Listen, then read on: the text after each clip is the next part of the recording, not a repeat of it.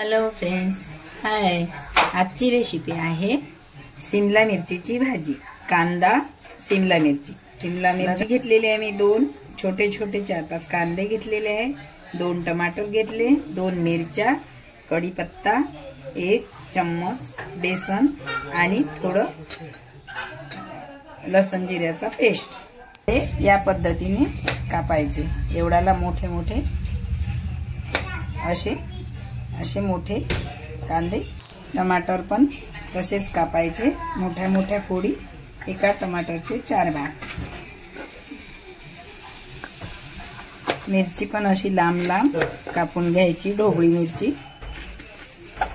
मिरची 2 घेतलेले आहे मी. कापून झालेले आहे. भाज्या कापून झालेल्या आहे. कढाई गॅसवर ठेवलेली आहे. कढाई गरम झालेली आहे. त्यामध्ये तेल घालत आहे. तेलाला गरम होऊ द्यायचं. तेल गरम झालं का बघूया. तेल मस्त गरम झालेलं आहे. यामध्ये मोहरी घातली आणि 1 चम्मच जिरं घातलेलं आहे.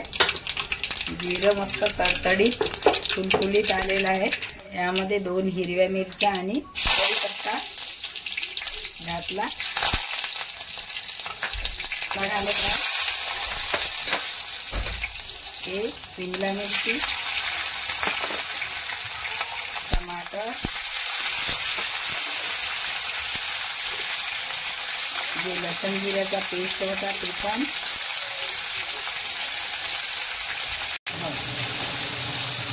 याला मस्त असं परतून घ्यायचं. थोडं तेलामध्ये होऊ द्यायचं याला.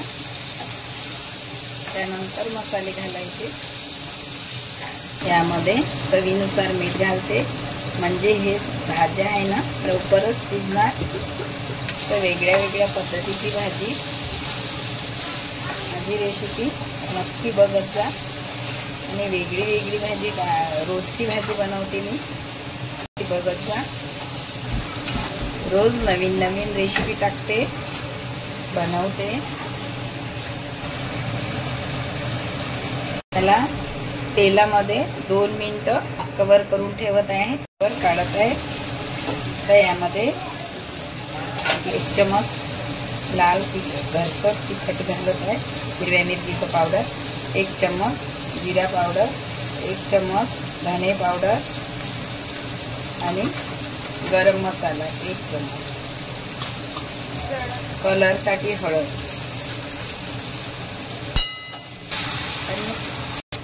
आता 2 मिनिटं याला असं होऊ द्यायचं. याचं तेल वरती येऊ द्यायचं.